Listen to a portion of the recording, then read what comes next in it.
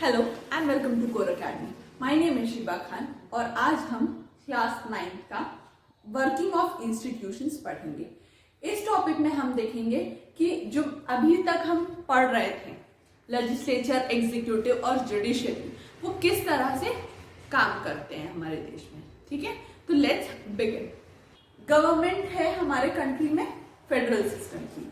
Federal system means दो systems, एक central के पास पावर रहती है और दूसरी स्टेट के पास पावर रहती है। ठीक है, फेडरल सिस्टम मतलब there are two government system, पहला यूनियन एंड स्टेट। ठीक है, जब यूनियन के हेड होते हैं प्राइम मिनिस्टर, यूनियन के हेड कौन होते हैं?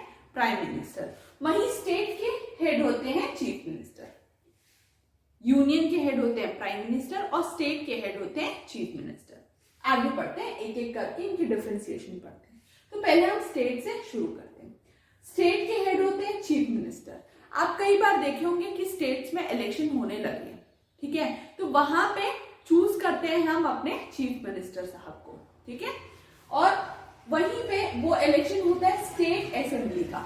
स्टेट असेंबली का इलेक्शन होते हैं जहां पे लोग अपनी उस स्टेट के लोग एमएलए को मेंबर ऑफ लेजिस्लेटिव असेंबली को चूज करते हैं।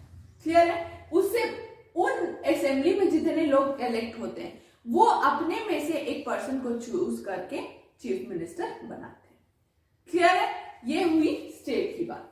अब हम करेंगे यूनियन की बात। यूनियन में जिस तरह से आपको पता है लेजिस्लेचर, एग्जीक्यूटिव और जुडिशरी, तीन अलग अलग पार्ट्स हैं। एक एक करके हम उसे बहुत अच्छे से डील करते हैं।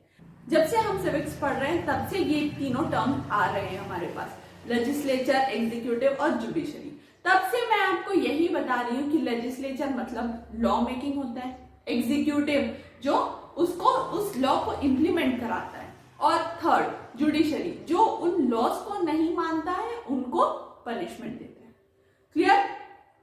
अब हम ये देखते हैं कि लॉ कैसे बनते हैं और कौन बनाता है। जैसा कि हम सब जानते हैं लेजिस्लेचर या लॉ मेकिंग बॉडी कौन होती है? पूरी एक पार्लियामेंट। अब पार्लियामेंट में कौन होता है? लोकसभा, राज्यसभा और प्रेसिडेंट। ठीक है, लॉ कैसे बनता है देखिए। फॉर एन एग्जाम्पल, अगर बीच में एक न्यूज आई थी कि जो स्कूल यूनिफॉर्म है, जो हमारे स्कूल यूनिफॉर्म है, उसे खादी करने की बात हुई थी।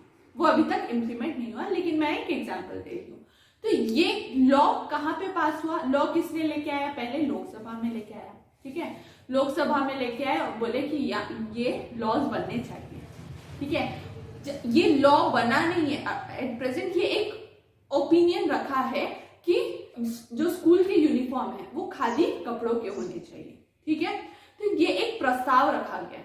अभी एट प्रेजेंट उसे एक बिल के रूप में माना जाएगा। क्या कहा जाएगा? उसे एक बिल। ठीक है, अगर ये बिल राज्यसभा में पास होती है, राज्यसभा में मान लीजिए राज्यसभा में पास हो गई, प्रेसिडेंट के पास ये हस्ताक्षर के लिए जाएंगे। ठीक है, जब प्रेसिडेंट उसके ऊपर साइन कर देंगे तब वो जाके एक एक्ट बनेगा, मींस लॉ बनेगा। क्लियर? बिल और लॉ के बीच में आप, आई होप आपको डिफरेंस समझ में आ गया। ठीक है, उससे पहले हम एक नजर लोकसभा और राज्यसभा के सीट्स और मेंबर्स पे डाल देते हैं। ठीक है, लोकसभा मींस लोगों की सभा, लोअर हाउस। राज्यसभा मींस राजाओं का हाउस। फॉर एन एग्जाम्पल, मैं ये एक एग्जाम्पल के लिए दे रही हूँ ताकि आपको ये याद रहे। Rajya Sabha means upper house, Lok Sabha means lower house. ठीक है, मोस्टली इस यहाँ पे लोकसभा में मेंबर्स होने चाहिए 552 मेंबर्स से कम, लेकिन एट प्रेजेंट है 543 मेंबर्स। ठीक है, 543 मेंबर्स, ठीक है ना। वहीं राज्यसभा में होने चाहिए 250 मेंबर्स। ठीक है, जबकि है 245 मेंबर्स। लास्ट चैप्टर में हमने ये भी पढ़ा था कि इसमें 12 मेंबर्स जो प्रेसिडेंट के द्वारा नॉमिनेटेड भी होते हैं। अब याद आया कुछ? हाँ, ये दोनों में होता है। लोकसभा में एंग्लो इंडियन और राज्यसभा में 12 जो बाहर के मेंबर्स, जैसे स्पोर्ट्स से रिलेटेड, एंटरटेनमेंट से रिलेटेड, ये सारे लोग कहाँ आएंगे? राज्यसभा में। एक और एग्जाम्पल देते हैं। आपने कभी सुना है जया बच्चन किसी पार्टी में हो? नहीं। जया बच्चन को प्रेसिडेंट के द्वारा नॉमिनेटेड किया गया, राज्यसभा में वो पदस्थ है और वहां पे अपनी बातें कहती हैं, है ना। तो राज्यसभा की मेंबर है, वो किसी जगह से इलेक्शन लड़ने नहीं गई, उनको किसने नॉमिनेट किया, प्रेसिडेंट ने नॉमिनेट किया। तो प्रेसिडेंट अपने मींस जो पॉपुलर फेसेस है उसमें से पॉलिटिक्स में आने के लिए लोगों को चूज कर सकते हैं। तो ऐसे कुछ फील्ड्स है जैसे स्पोर्ट्स, एंटरटेनमेंट, ये सारी जगहों से लोगों को प्रेसिडेंट अपॉइंट करते हैं। एक और एग्जाम्पल है, Mary Kom was also an member of Rajya Sabha, ठीक है, ये एक एग्जाम्पल था, ठीक है। जिस तरह से मैंने अभी बताया प्रेसिडेंट चूज कर सकते हैं या नॉमिनेट कर सकते हैं उन लोगों को, क्लियर है। एक और बात, लोकसभा का टेन्योर रहता है 5 साल का, ठीक है, और राज्यसभा का टेन्योर रहता है 6 ईयर का, जहां पे 1/3 मेंबर हर 2 साल में रिटायर होते जाते हैं। एक साथ बंद नहीं होता, जैसे लोकसभा में एक साथ पूरी गवर्नमेंट गिर जाती है, वैसे राज्यसभा में एक साथ गवर्नमेंट नहीं गिरती, वहां पे हर 2 सालों में 1/3 मेंबर्स का रिटायरमेंट होता है। अब आप एक और चीज याद करिए, मनमोहन सिंह जब प्राइम मिनिस्टर बने थे तब वो राज्यसभा के मेंबर थे, लोकसभा के मेंबर नहीं थे, राज्यसभा के मेंबर थे, ठीक है, याद रखिएगा। ये कुछ इंपॉर्टेंट पॉइंट्स हैं जो आपके लाइफ में भी स्ट्राइक करेगा, ठीक है। तो ये एक एग्जाम्पल था, ठीक। लोकसभा में काउंसिल ऑफ मिनिस्टर्स बैठते हैं और उन काउंसिल ऑफ मिनिस्टर्स में से एक को चूज किया जाता है एज अ प्राइम मिनिस्टर, और वो प्राइम मिनिस्टर अपने कैबिनेट मिनिस्टर्स को चूज करते हैं, ठीक है। और ये इनको शपथ कौन दिलाता है, प्रेसिडेंट साहब दिलाते हैं। प्रेसिडेंट प्राइम मिनिस्टर को अपॉइंट करते हैं और प्राइम मिनिस्टर के कहने के अकॉर्डिंग ही वो अपने काउंसिल ऑफ मिनिस्टर्स को या क्या अपने मिनिस्टर्स को अपॉइंट करते हैं। यहां तक क्लियर है? आई होप आपको लेजिस्लेचर क्लियर होगा, ठीक है। अब चलते हैं एग्जीक्यूटिव की तरफ। एग्जीक्यूट मतलब किसी भी चीज को अच्छे से रन करना, एग्जीक्यूट करना, संभालना, ठीक है। तो लॉज को किस तरह से एग्जीक्यूट किया जाएगा ये देखते हैं। तो इसमें भी एक पॉलिटिकल एग्जीक्यूटिव है जिसमें प्राइम मिनिस्टर और कैबिनेट ऑफ मिनिस्टर्स रहते हैं। इनका टेन्योर रहता है 5 साल का। प्राइम मिनिस्टर बिल्स बनाते हैं और कैबिनेट मिनिस्टर्स भी उनका साथ देते हैं, ठीक है। और वहीं परमानेंट एग्जीक्यूटिव, जैसे कि आपको नाम से समझ में आ रहा है, वो परमानेंट रहते हैं, वो डायरेक्टली रिटायरमेंट के बाद ही उनका तबादला होता है या चेंज होते हैं। फॉर एन एग्जाम्पल आईएएस ले लीजिए, आईपीएस ऑफिसर्स ले लीजिए, ये लॉज को इम्प्लीमेंट कराने की कोशिश करते हैं, क्लियर है। लॉ को कौन करता है इम्प्लीमेंट? ये लोग, आईएएस आईपीएस ऑफिसर्स, ये लोग इम्प्लीमेंट कराते हैं लॉज को, ठीक है। आई होप आपको एग्जीक्यूटिव भी समझ में आया होगा। Third, judiciary. मान लीजिए कोई ऐसा व्यक्ति हो जो लॉज को मान नहीं रहा हो, लॉज की अवहेलना कर रहा हो, तो उसको लेके जाएंगे सबसे पहले डिस्ट्रिक्ट कोर्ट में, ठीक है। अगर कुछ गलत कर रहा है तो वो डिस्ट्रिक्ट कोर्ट में उसे लेके जाएंगे और वहां पे सजा होगी। अगर उस पर्सन को सजा उसकी मानने नहीं लगी, अगर उस पर्सन को, जो कल्प्रिट पर्सन है, उसको ऐसा लगा कि मेरी तो किसी ने बात सुनी ही नहीं, मुझे हाई कोर्ट में अपील करना चाहिए ताकि वहां पे भी मेरी बात तो एटलीस्ट कोई सुने, तो हाई कोर्ट में वो कल्प्रिट अपील कर सकता है कि यहाँ पे मेरी बात सुनी नहीं, यहाँ पे ऑपोजिशन की बात सुनी और मुझे सजा दे दी।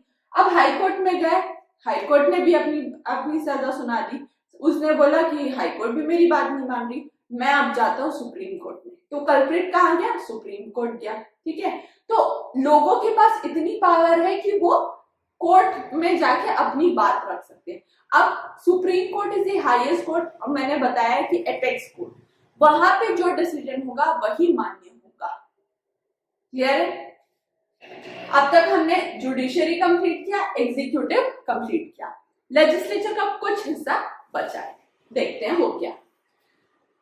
बनी बिल, लेजिस्लेचर में कई बार ऐसा देखा गया है कि जैसे फॉर एन एग्जाम्पल मैंने अभी आपको यूनिफॉर्म की जो कि खादी वाली बात करी, तो वहां पे लोकसभा राज्यसभा अगर चाहे तो कोई अपना ओपिनियन दे सकती है कि ऐसा भी कर लो, ये भी सही लगेगा, ठीक है। बट मनी बिल ऐसी बिल है, मैं आपको एग्जांपल दूंगी। मनी बिल ऐसा बिल है जो राज्यसभा में चेंज नहीं हो सकता। राज्यसभा वाले जो लोग हैं वो लोग अपने पॉइंट ऑफ व्यूज नहीं दे सकते, ठीक है। कौन नहीं दे सकता? राज्यसभा वाले लोग। तो जो भी लोकसभा का डिसीजन होगा मनी बिल पे वो उनको मानना पड़ेगा।